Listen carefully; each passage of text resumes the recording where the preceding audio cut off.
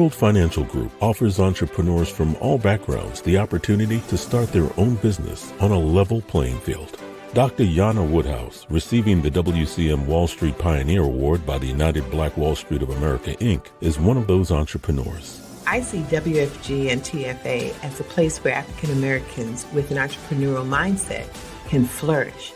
And the bonus, we help families and serve the communities across the country. To learn more about us, go to worldfinancialgroup.com. We are the sons and daughters of the soul. We are resilient and forever forward-thinking. We ask for nothing else than the opportunity to live and to create the lives that we were meant to live.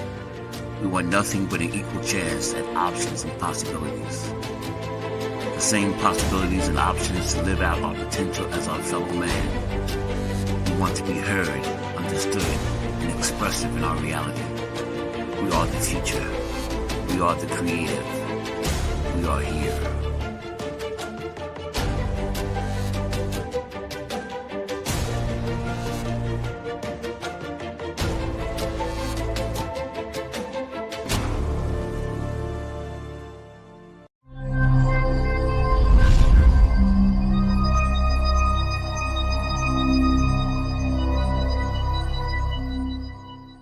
This is Kia Rogers, and you're listening to Urbanology with my dad, Tony Rogers, on WHCR 90.3 FM New York.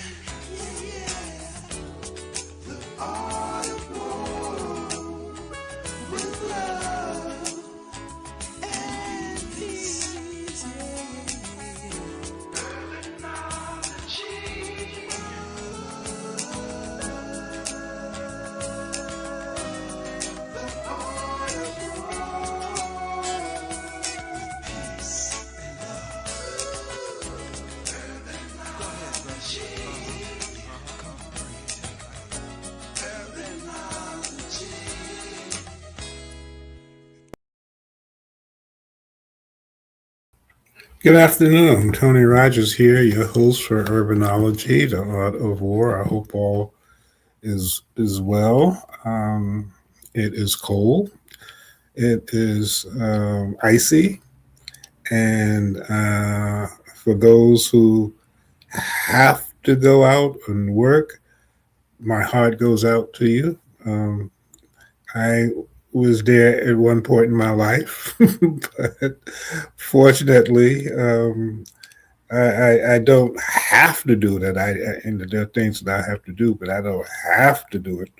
So I am comfortable, even as it relates to Soul City. At one point, I used to have to go to a studio, but now I'm at home. It's nice and warm, and I can broadcast. And the WACR is actually now going streaming. I think I might have had the first streaming show that was consistent based on the COVID.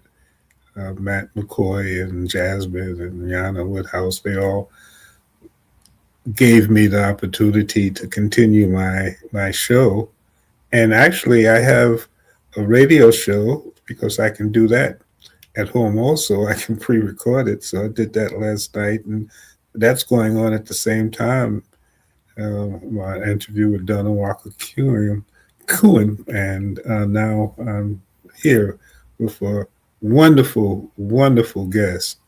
And we're talking about new, and 2026 is the beginning of a lot of new things. And there are people who I believe are going to be major players as we go into the third Harlem Renaissance. And we'll talk a little bit about what that means, but that is what I'm looking at this particular point. We're going into a new era, and different things will begin to happen. The person who is my guest, I've known for some time. She has been uh, a very successful businesswoman and has done things in Harlem that had people scratching their head and how did that happen? you know, she's been involved with finance for a long period of time, and now she is the CEO of the president because of not for profit. I suppose that's the term. She'll let me know, but the Harlem Commonwealth Council is an organization that has been in Harlem since, well, I know it from 64, but 67, where it really became, prominent and has never stopped. It's kind of hidden. A lot of people don't know, but it, it's in places that you would never know as it relates to real estate. And now we have a person who I could organization that has had a lot of history. So please welcome Sharon Joseph, the the head of the Harlem Commonwealth Council. Hi, good afternoon. Hey, Sharon. So, you know, forgive me, but is it the president of the Harlem Commonwealth Council or what's your title? Bottle washer, Huh? chief bottle washer. No, for no, But formally, it's CEO and president. right, CEO and president. And she's laughing, but she's she will do that. That's I what makes clearly it, will. you know, So she has a lot of people working. How many people are there?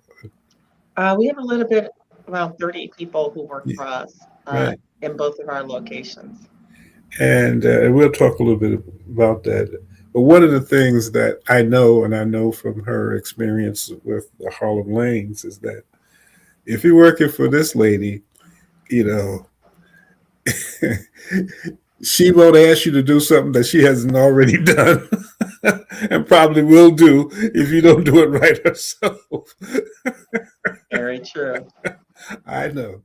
But tell us a little bit about yourself because some people may not know who you are. So, before we get into HCC, give us a little information on your journey to where you are now.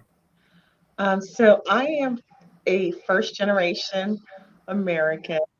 Uh, I grew up in Harlem. My family is from the Caribbean. And I love Harlem. I grew up here at a time when most of the businesses were owned by people who looked like us. And I remember when I was going off to college or ever had a question, it was always the local business owner that was so very supportive. Uh, I graduated, uh, I went to public school in Harlem. A lot of people don't realize that. And it was a great time because you learned a lot of different things. You learned how to hustle. And I tell everyone that that is something that is part of my DNA, that you learn to work hard. You realize that I had a second grade teacher who said, there are people who have low expectations of you, and that doesn't matter. It matters what your expectations of yourself. Well, you have a slight echo, and I'm not sure. Do you have another device on, Sharon, that may be giving some feedback? I don't, And if not, don't worry about it. yeah, I don't know. Okay, that's all right. Is this better? Yeah, it is. So tell us about you know, you grew up here. What was your area of expertise when you started to become in the professional setting? Well, to be honest with you, I had no idea. I just was supposed to go to law school and I needed to make some money. I deferred my law school acceptance and I wound up working at a bank. I don't know how I never got out of that. And so I deferred going to law school. And my first job was at Bankers Trust, which was such an entrepreneurial environment. They gave me the opportunity to travel globally, learn about finance on a global level, learn about strategy, and learn about building businesses. And that really piqued my interest. And while I was in that job, I also had professors from Columbia Business School who came and trained me there. And that's how I wound up at Columbia Business School. And while I was at Columbia Business School, there was a program called Inner City Consulting. And we came to Harlem and provided strategy and advice to businesses like Sylvia's at Carver. And so that also got me thinking about how I could go and ascertain information, strategy, tool, and bring it back to my community. Hmm. And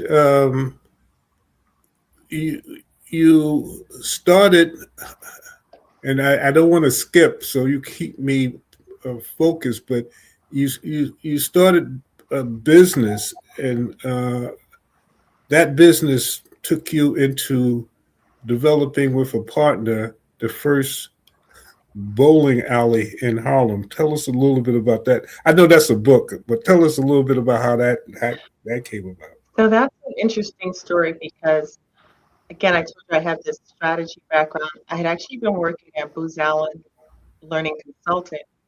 And when I came up with the idea of the bowling alley, it was right after 9/11. I had been working downtown. My daughter had been born, just been born. My family was looking for me because I was in my office was in the towers, and I just remember thinking I that day might not have come home, and what would have been my impact? I wanted people to say she did more than just work, and so as I was trying to think about next steps, I started thinking about how I could do something for the community because it was a time when we were all thinking about family. There had been a little dot-com bust. And so it was really an opportunity to say, what can we do? We'd also had the upper Manhattan Empowerment Zone. So people were starting to think about like Harlem and the greatness of Harlem. And so when I started looking at it, I just wanted to figure out one solution to our problem. How do we bring families together? So the funny road, I don't know how to bowl. And so everyone always goes like, how do you build a bowling alley if you don't know how to bowl? My sister was a bowler. And so my aunt, who was my business partner, and my other really good friend, who also was our other partner, her and I would stand on 125th Street and we took a survey and we started asking people, like, what would you do for fun? What do you think Harlem needs? And so bowling started rising to the top of that list. So then we started mystery shopping bowling alleys across New York and the Bronx and Westchester. And what we found was that many of those people were from Harlem. And so we realized that this was an opportunity that anyone could bowl, whether they were a child or 92. That was my oldest customer. And it's family friendly. And so we thought this is something we could do for the community. I just didn't realize how hard it was going to be. So we wound up becoming the first Black women to ever build and own a bowling alley. And at the time when we opened Harlem Lane, To own not you only know, in Harlem but in the world, the world. the Okay, I world, just wanted to make sure that we the were clear. I world. do. Uh, and so when we opened Harlem Lane, there had not been a bowling alley in Harlem in like 50 years because there was Lennox Lanes, which some people Yeah, remember. yeah, yeah. That Yeah, so I explains. always try to tell That's where people I I grew wasn't the up. first one to build a bowling alley in Harlem. There had been Lennox Lanes, and what was really interesting was that as I was trying to think about how to do the project, I walked around talking to other entrepreneurs, and what most people remember is that I wrote a letter to President Bill Clinton, and I said that I am building this bowling alley and I need help. And so my former employer, Bruce Allen, was doing a consulting project with him, and one of my most amazing mentors, Reggie Van Lee, um, I told him about what I was trying to do, and I joined their consulting program that President Clinton has started. And when I asked him to cut my ribbon for my grand opening, everyone said he won't do it, he can't do it. What are you doing? But I went back to that second grade teacher and I said, I don't have low expectations of myself for this opportunity. So all he can do is just say no. And he was there and was such a big supporter of us and as well as other small business owners in the community. And so many people, including myself, we had a lot of fun, going I can't express how much joy came from that work that you put into putting that together. And what happened? Well, there's a lot of things that happen. Most people feel like they have the story, but um, we opened up Harlem Lanes in 2006, I think, and there was a major global crash in Yeah, 2008. 2008, you're right. Yeah. And we had raised about $7 million to build Harlem Lanes.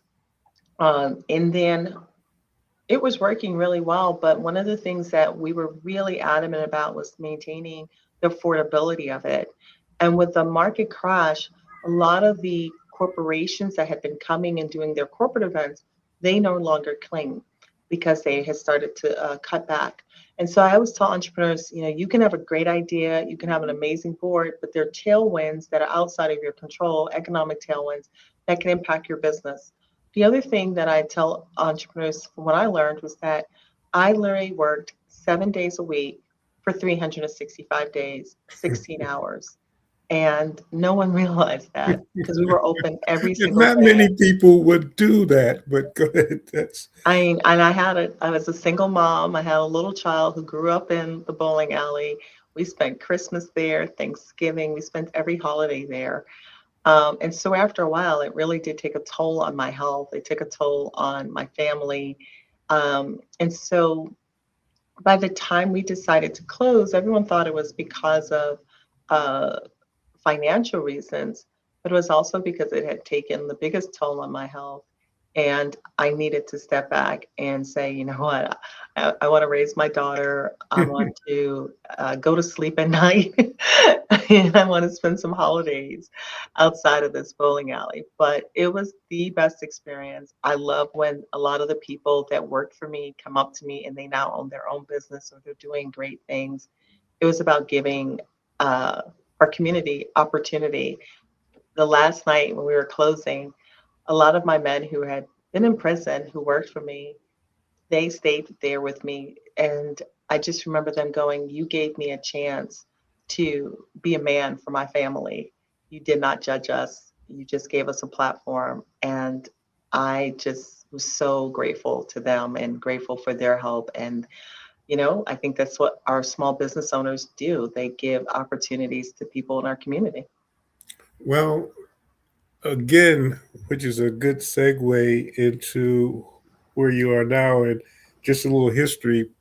The Harlem Commonwealth Council has been in the community for sometimes, 1967, even though I remember, and I wasn't around in 1964. I was a hard, not knowing which I was going, but but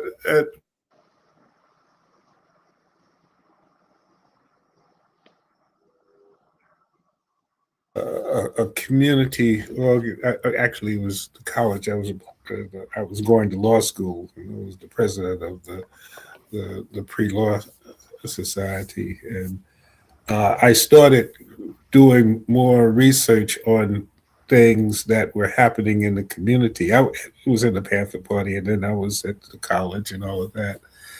And then I got, connected to my buddy Lloyd Williams and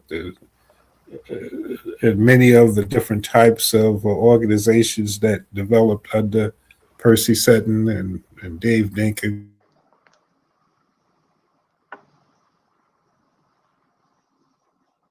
Harlem Commonwealth Council started, well, at least when I came into it, which is really kind of like, and its focus, Jim Dowdy. Jim Dowdy was a guy who was driven. He was like you, actually. He was one of those, the Jim Dowdys and the Lloyd Williams. I, and the Sharon Joseph. I had to confess, I, I'm not a 24/7 person.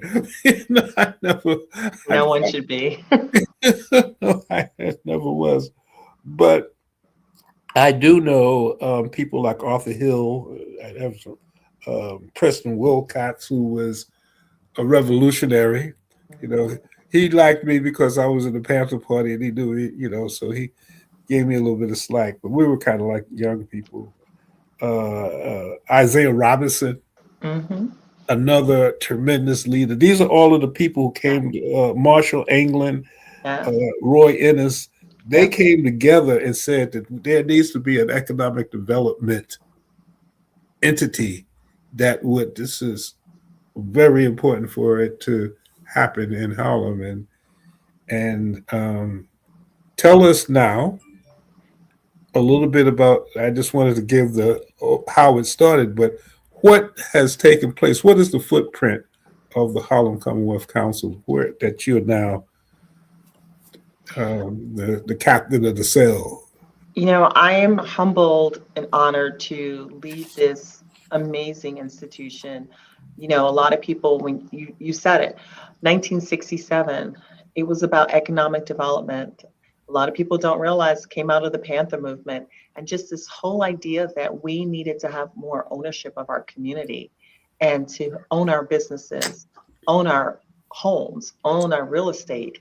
And that was the foundation of this organization, really being a catalyst for economic development in our community. And so while over the years we had many, many businesses, like I am still amazed. I think at one point we owned the pharmacy, we owned most of 125th Street. Uh, and so I'm still finding out about businesses that we owned. And I think what is I mean, really, there are a lot of them.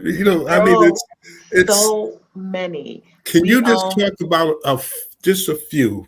yes. So we owned a pharmacy. We owned a construction company. What's interesting, I can tell you some of the land. We owned the land under what today is Costco. Um, we had an automotive business, and we even had a hotel at one point in St. Thomas, Virgin Islands, which is where I was born. So it's just really, they were so ahead of their time. A lot of the businesses on 125th Street they owned, and they were also talking about making the community shareholders of businesses as well. So they were just so ahead of their time in terms of this conversation of economic development. And the reality is, we've come full circle. We're in a place where we have to talk about economic development. We have to talk about entrepreneurship as a pathway to generational wealth. And so 1967, 2026, the conversation is still the same. And so we're today still trying to figure out how we can continue to support the community. And we're building an ecosystem that is not just about adults, but teaching our young people about generational wealth, giving them the tools for the jobs of tomorrow and not just the jobs of today, looking at vocational training as also a platform for people to create financial independence. Also looking at how we can teach people to use AI because it's coming. It's not coming, it's here. And we shouldn't be afraid of it, but we should understand how to utilize it. And so really being at the forefront of let's teach people how to learn to own, and also to make sure that we give our kids the skill sets, the tools, the resources that they need. And yes, we give capital. We're also New York City Small Business Solution Center, and we serve small businesses from 42nd Street all the way up to Inwood, which is something most people don't realize. We have our Harlem Entrepreneurial Fund that gives money to entrepreneurs who have businesses that are already in existence and have some growth opportunities. And we have our technical assistance program that we help. But I'm so excited about what's happening on the educational front, our learning collective. We're doing and we're building a technology lab for both our young people as well as our adults. So we really are creating an ecosystem that supports the entire community. Well, that's a mouthful, and what is it, 361 West 125th Street, right? Yes, we're that building right next door to the post office, and That's everyone that likes to everybody come. walks past. Everyone walks past, and But or they they don't knock on know the that door when you looking. walk inside, because all of the stuff that Shannon is talking about is in that building. I mean, about space. You have, I know, and I have to come back again. I know that there are conference rooms, but do you still have like incubators for businesses and things like that? So we don't necessarily have an incubator, but we have the support systems and technology, technical assistance programs, and technology to small support business owners. We have an auditorium. We bring different subject matter experts to the table. So we'll have legal webinars here. We'll have HR, just all those support and infrastructure programs that are necessary. Um, Inside our building, we also support other nonprofit organizations. And so I think that's something that most people don't realize. And then we probably have the largest boardroom in Manhattan or definitely in Harlem. And so, it's here, it's for the community. But I always tell people to like go on the website and really understand what we do and what you need. Because a lot of times we have people who might need emergency funding and they'll call our Harlem Entrepreneurial Fund, but really they should be with our Small Business Solutions Center. So we're really trying to get the word out in terms of we can help everyone, but there are different parts of our business that might be the right fit and getting people to the right fit. Well, the Harlem Tourism Board, I would like to have some conversations with you about that because I believe development has been always a major entity through the chamber, as you know. Much Mhm, of what you've talked about interfaced with the chamber members. Everybody, were members of the chamber, mhm, and that was always interesting ground to talk about as far as making sure that the mhm, connections were there and all of that, especially when when Charles Rangel was the head of Ways and Means, mhm, when David Dinkins was a mayor, when Basil Patterson was mhm, attorney general and the counsel for all of the unions in the state, and Percy Sutton, who was the godfather, um, whose office was at the HCC. It was a lot of people came into that building because one to try to get see Percy and see Jim because you know Jim Dowdy is was the person who really in my memory community boards because all of this how mhm, community boards were, but all of the things you were talking about had to go through the community board and had to go to mhm, other entities. So the politics was heavy, and of course, the Gang of Four was for New York, for Manhattan, New York, for the for nationally with Charlie. mhm. So that provided a lot of movement there, and what you're doing now is really taking it into some different levels, and that's great. And no, most people don't know about it though. That's why I'm glad No, that you're on the show.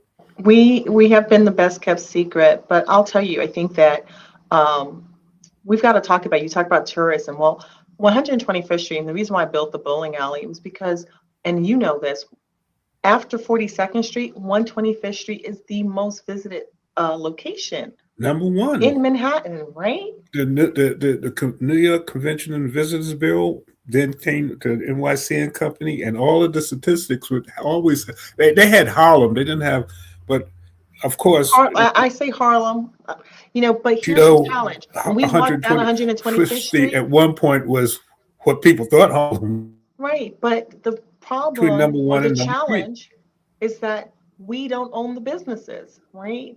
We now have some of the most valued real estate, and we're not at the table. So when I walk What's down 125th how Street, do I you count. see being in this for the time that you've been in it? Well, What would you think would be necessary in order to begin to address that issue? well, I think that it's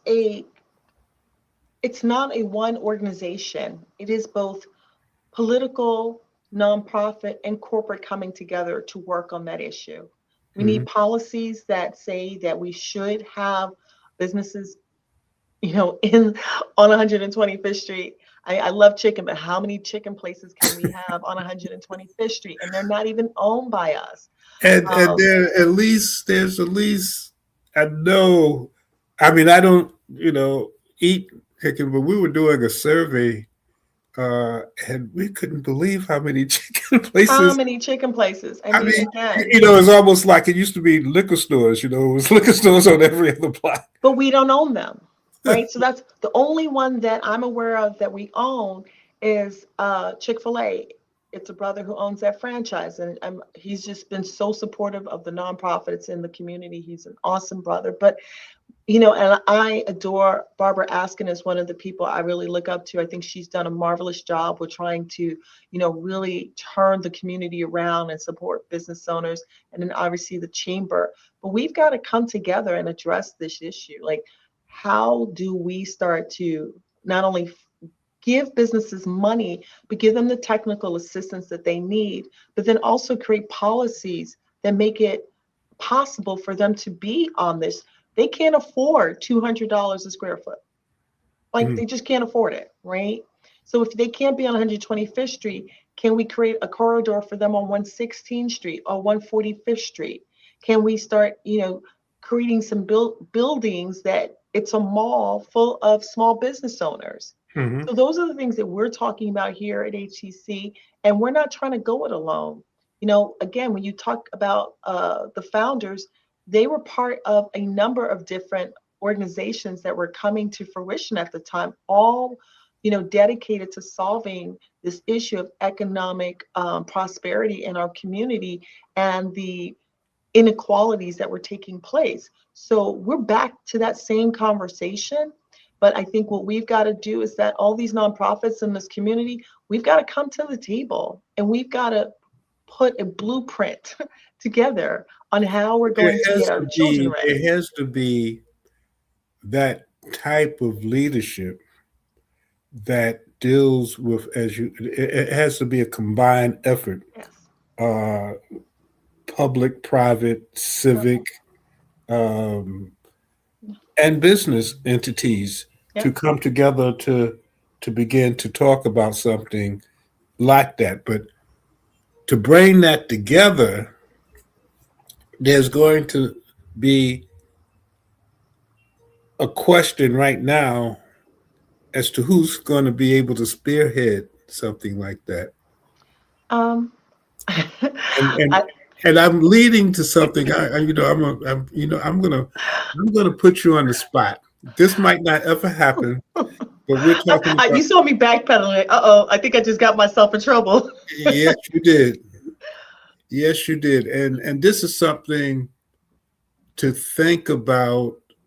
But I want to put it out in the environment. I want to put it out and let people begin to think. And we'll talk a little bit more. I wanted people to understand who you were. And we'll talk a little bit more about the things that you're already doing. But right now, as you know, my partner for 60 years, Lloyd Williams, is no longer with us. Yeah. And there and I am and Vosa Rivers, who's my other partner, Yeah. just uh, decided that he's not going to do this stuff anymore. Neither am I. But I have pledged to because going to spend some time in Ghana now. We'll talk about that, about the African connection. But the Greater Harlem Chamber of Commerce is celebrating its 130th anniversary. It's been one of the civic organizations that's been uh, in development of Harlem for 130 years. So that means the Triborough Bridge, the George Washington Bridge, all of those things came out of the chamber. Hope R. Stevens became the first black president of the Uptown Chamber of Commerce in the early 70s. One of the things that happened, Lord Williams and I were his soldiers, because that's what Percy Sutton and the Gang of Four said. We got to build a chamber, because the chamber was that entity that had all of these connections and had all of the influence, and people accepted that. And that is still happening. Yeah, but the thing is that the chamber needs leadership. Yeah. The chamber needs leadership and ideas and concepts to take us into the third Harlem Renaissance. Yeah. And Sharon, you may hate me for this, and I'm not, and I'm just kind of throwing it out there, because I have to speak, and as you know, this just came about. This, I swear that, I mean, I wanted you to be a member of the chamber. I nominated you to be on the board because I knew, but after talking to you and after thinking about it, I said, well, damn, we're all supporting certain candidates, but I think that you would be a very important factor in that redesign of the Greater Harlem Chamber of Commerce. See, this is why you got to ask questions before you say yes and join the show. Sure, I'm not. No, I'm just joking. First of all, let me just say I'm humbled. I'm humbled by the faith that you see in me. I think that we have such amazing people in this community doing amazing work. But one of the things that I think is important is that, as you said, all the people you named have been part of shaping it. I also put Walter Edwards in there, and in terms of a lot of the development of these buildings that we see today. But the challenge I have with my peers is that we've got to connect with those of you who've been in this community all along and take the baton and not throw out, as I say, don't throw the baby out with the bathwater. Well, some do, but that's all right. And I don't like that, right? I think that we've got to understand our history, understand kind of why these organizations were built, but then also understand what's going on in the greater economic community.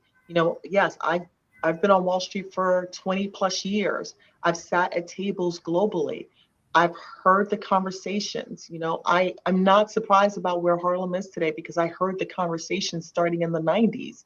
And so we've got to be able to sit in all of these different venues and have these conversations. And what you have alluded to that we need to get back to is that Percy Sutton and the Gang of Four, they sat down and mapped out what each would do and what areas they needed to have someone, and they started strategically putting people in places. Every other community does that except for us, right? So we've got to go back especially to that now thinking. Yes, we've got to go back to that thinking. We don't have a Gang of Four, and much of our leadership, as well intended as possible, are young and don't really have a history. And we don't have that relationship with the mayor. Yeah. We don't have the same relationship with the state, and God forbid, you don't have that relationship with the federal government. But one of the things, and actually, it's funny. I was doing research and I think I sent you this information. I was doing research to have something to talk about with HCC, because I have my own personal, but I wanted some stuff on factual stuff. And when I was going through it, there was a dissertation that was developed by a candidate, a Harvard candidate for uh, PhD in architecture and community planning. I have his name. I have to get it. But the bottom line is the title of his dissertation was "A City Within a City." Mm-hmm. And for last year, the Harlem Tourism Board developed this concept that is nothing new under the sun, a city within the city. So we did, a conference and a number of different types of things during Harlem Week, and we're still using that as a campaign. And where that's coming from is that if you look at community boards 9, 10, 11, Mm-hmm. and 12, and you add the population, it's over 600,500 people. Mm-hmm. When you look at the cities within the United States, if you have a city that has 600,000 people, it would be the 26th largest city in the country. So the greater Harlem area, the population is bigger than Miami, bigger than Mm-hmm. Atlanta. With the way things are going under leadership, if there could be a coordinating body that could bring entities together within each other, I was looking at it for just tourism, because that we have a map that we did in 1979. I'm making some new copies of it because it's interesting. It was the Harlem Guide, had over Mm-hmm. eight, 80 different places of interest that people can go to, and that helped the tourism board develop. But if we look at this city within the city concept, a lot of the economic development opportunities are within our own city, within the city.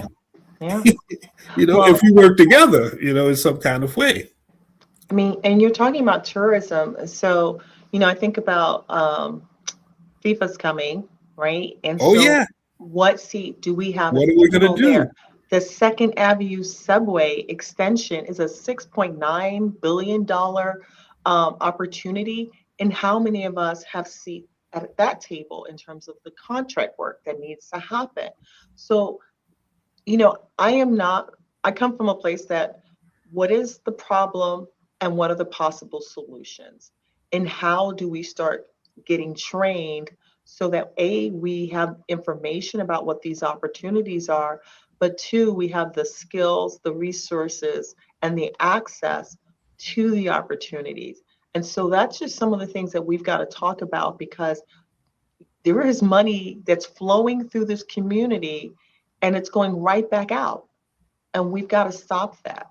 We've got to make sure the community and our dollars circulates more than, 3 minutes in this community, as they said. We've got to really start talking about that. So at HCC, we're looking at how do we start preparing our business owners to be able to get some of those contract work. And let's make sure they're ready, make sure that they have their certifications, make sure they know how to invoice properly. Again, same thing with soccer and tourism. How do you know what the opportunities are? How do you make sure, how do you have the right people working for you and your staff so that when you do get an opportunity that, you're serving the business in the best way possible. So making sure your staff is highly trained, making sure that you have the latest technology to be efficient with it. Because if we get you a seat at the table, you got to bring your A game, right? So that's the kind of conversations we've got to start having across the board. And, there are so many amazing organizations in this community doing the work. We just all have to come with a blueprint of how we're going to do it together. And I think we would all be stronger if we did. Well, again, I'm going on record, and and I, and I feel bad because I don't want another bowling alley issue, but your daughter is grown now, so you don't have to worry about that. Without doubt. I don't want you to, because there are so many opportunities, but there needs to be a person. There needs to be a person who can handle. Uh, you have good people at HCC, Amazing. I have an amazing team here. I am and so proud and of them. and the way I worked with and had when I was at City College for a long period of time, the head of urban affairs, I I said, using Sun Tzu as a example, is that you want to make something. If you're the head of an organization, you want to create a way where it can work just as good, if not better, when you're not there than if you were there. So Exactly. that gives you the opportunity to expand your focus. If Hmm. you micromanage and you do everything yourself, or you always got to be there, you can't expand and you can't go into other things. Exactly. And I know that you've done that. Yeah, I know I've that got an you. A team here. I'm I so know. Matter of fact, I don't even ask for you anymore. I ask for Rhonda. she's the best. But people ask me, oh, were you scared to hire such amazing, talented people? And I said, no, because a good leader wants people who can actually lead as well, right? But we all have to be about the same mission. We've got some processes in place, but my team is amazing. And, again, I can't take credit. I want to also acknowledge the leaders who came before me, and I'm just taking the baton. But I am very proud of my team here. They do an amazing job, and I do not have to work 365 days here. A matter of fact, they kick me out the office and force And me to eat lunch. this is my way. I'm a student of Sun Tzu, the Art of War. Well, actually, William Anthony Rogers is my, you know, my real birth name, and my colleague Lloyd, he would say, we had a good cop, bad cop Mhm. conversation. He was the law, and I was war. It was law, LAW and WAR. So I always take advantage of the moment.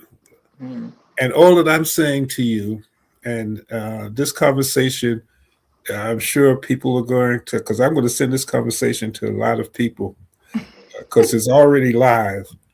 You might not want to be able to have the type of headaches that would probably happen in a campaign for you to take on leadership of the Greater Harlem Chamber of Commerce. But what I'm saying to you, my sister, as an elder, as a person who was there at the beginning, and the person who knows you, the chamber still has a strong platform for now. It will dwindle if the right person is not.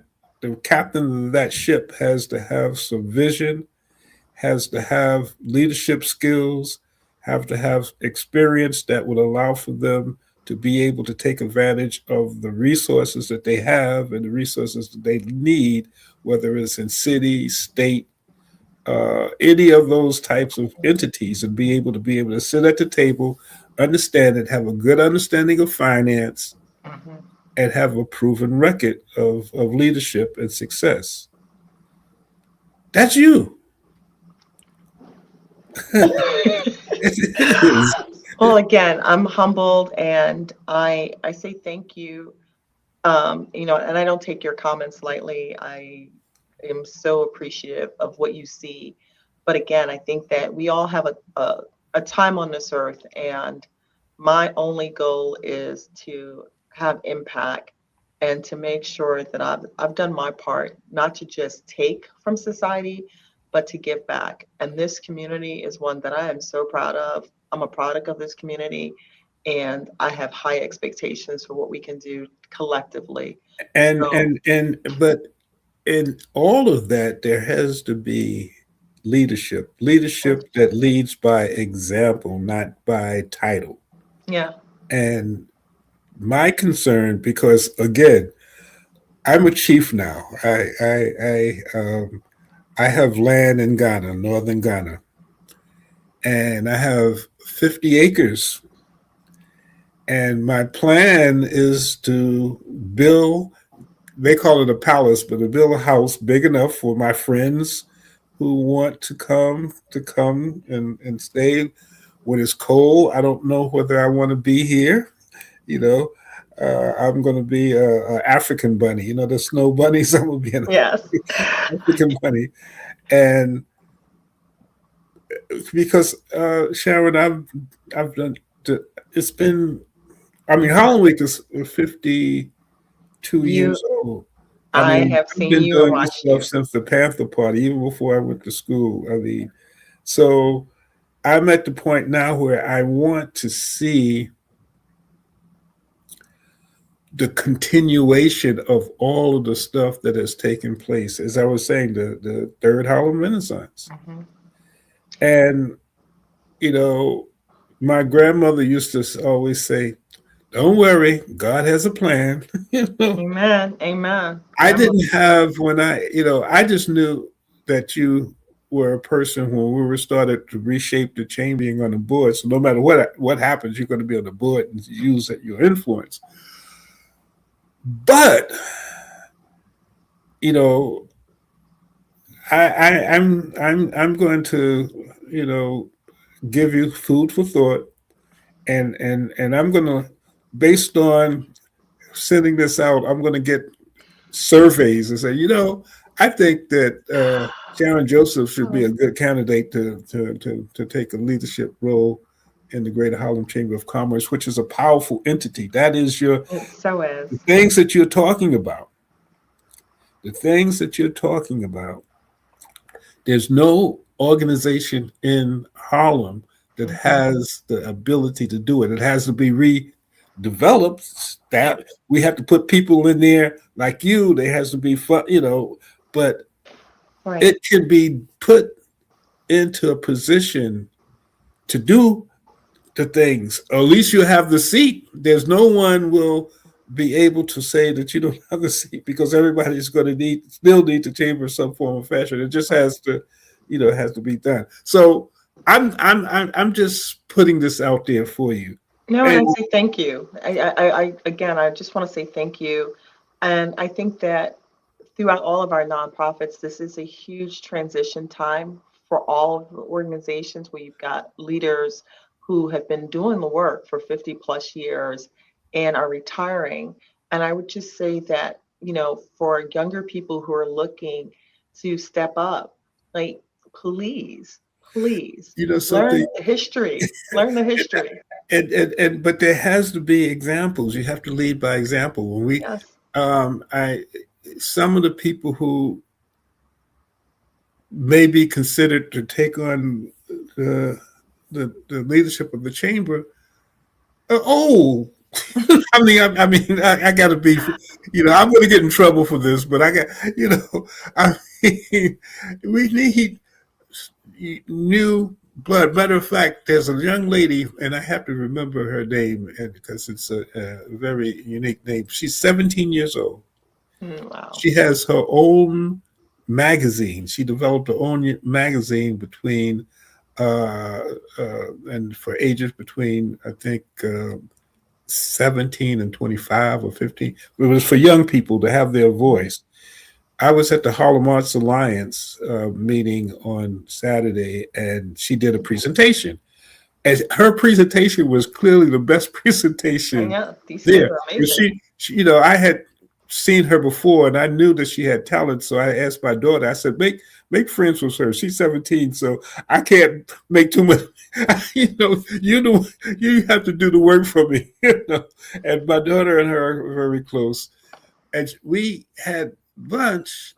And she said, I want to get involved with. I want to put together a proposal for young people to be tour guides to get Wow. training and she says I have maybe about 10 or 15 people that we've been talking about how we can create our own jobs. And That's since you're amazing. with the tourism board, perhaps the training would allow for us to learn about the community and Mhm. also be able to get into the city within the city tour Yeah. campaign. You have the Civil Rights Museum that's here, Yeah. you have the Studio Museum, National Black Theater, and that's just on 125th Street. But when Yeah. you go into the other museums and the other Yep. entities in the city within the city, if you Mhm. develop, we have the go kart. My guy Kevin, he has the his Yeah. Yeah. he needs to. Yeah. So two hotels, Yeah. another one coming. Yeah. So the tourism can be a very lucrative entity. Matter of fact, the training would be able to give them the ability to get licensed. Mhm. That would be part of that. One of the Yeah. things we were working on, because the material to be licensed as a tour guide has nothing to do. There's no Harlem information in it. So if you're a tour guide, you have to relearn yourself. But if we could combine that and create a way for that training to not only give you an understanding of Harlem, because you're the ones we want to have, Yeah. but also provide you with the information that you could go any place and get a Right. job and you could and work And for the that's what we've got to do, right? I mean, I think that, and I tell all of my friends, and we're seeing it, you know, even if you're Wall Street bound, have a side hustle. And because entrepreneurship, for many years, I was a financial planner and we talked about wealth. And you can't have all your eggs in one basket, yeah. right? So we've got to think about entrepreneurship as part of that wealth development, not where you put everything and lose everything, but you're intentional about building this community, owning a piece of it. If I see another long line in front of those sneaker stores and our kids don't own the sneaker stock, it drives me crazy, right? Sharon, It drives me crazy. Like, so I talk about ownership, I talk about investments because that's what's going to make a difference for our community and get us to the next generation. And that's what the parents and the grandparents before us they did with building all of these organizations. So it is for my generation, not as my daughter tells me, not to mess it up because we have an amazing, amazing institutions that have been here, that have been at the forefront when people were burning down Harlem, organizations that were here feeding the community, being a resource. So um, we just got to get back to that. We really do. well, again, we're in 2026. That's the number one year, and it's a time. But all of the contacts that would be necessary in order to really begin anew can come through the Greater Harlem Chamber of Commerce. I mean, you are such a good PR person.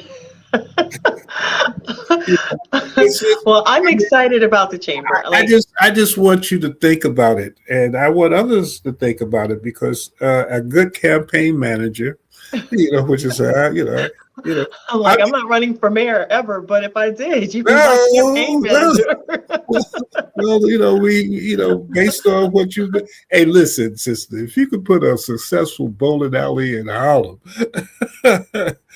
Yeah, but that's you it, could do a right? lot of stuff. It's about giving our kids, my mom taught me it's about God, grace, and grit, right?